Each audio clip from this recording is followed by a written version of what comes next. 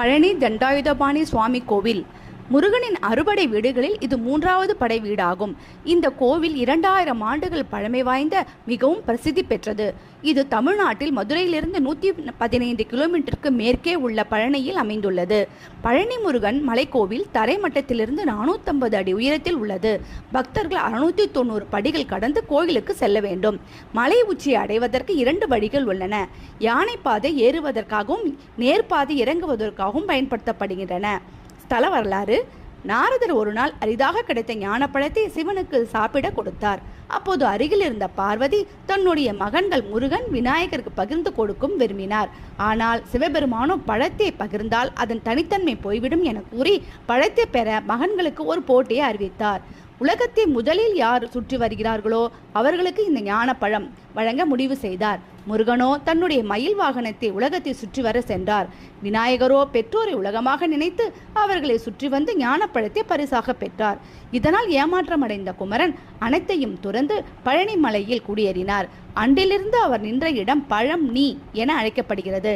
பழனி மலை அங்கே வருவதற்கு உதவியவர் இடும்பன். அவர் ஒரு பெரிய தராசின் உதவி கொண்டு பழனி மலையையும் இடும்ப மலையும் தூக்கி கொண்டு வைத்தார் என்று புராணங்கள் கூறுகின்றன. மலை மீது ஏறி நின்றபோது முருகன் தன் கையில் தண்டம் வைத்திருந்ததால் தண்டபாயுதபாணி என பெயர் பெற்றார். இந்த தலத்தில் மூலவர் நவபாஷாணத்தால் ஆனவர். போகர் என்ற சித்தர் இந்த தலத்தின் மூலவரை பிரதிஷ்டை செய்துள்ளார். நவபாஷாணம் என்பது 9 வகையான நச்சுப் பொருட்கள் சேர்ந்தது. இந்த நவபாஷான சிலை மீன்களை போன்ற செதில்களை கொண்டதாக கூறப்படுகிறது. இரவில் இந்த சிலையின் மீது முழுவதுமாக சந்தனம் பூசப்பட்டு சந்தனக்காப்பு போடப்பட்டு காலையில் விஸ்வரூப தரிசனம் காணும் அனைத்து அடிவர்களுக்கும் சிறு வில்லை பிரசாதமாக வழங்கப்படுகிறது. இது மிகச்சிறந்த மருந்தாகவும் கருதப்படுகிறது. இங்கு உற்சவமூர்த்தி முத்துக்குமார சுவாமி. இந்த கோவிலில் தான் தமிழகத்தின் முதலாக பக்தர்கள் வேண்டுதல் நிமித்தம் அலகு குத்துதல், காவடி எடுக்கும் பழக்கம் ஏற்பட்டது. இங்கு ஆண்டுதோறும் தைப்பூசம், பங்குனி உத்திரம், சூரசம்ஹாரம் ஆகிய விழாக்கள் விமர்சையாக கொண்டாடப்படுகிறது. இந்த கோவிலில் தங்கத்தேர் வழிபாடு சிறப்பு வாய்ந்ததாக கூறப்படுகிறது.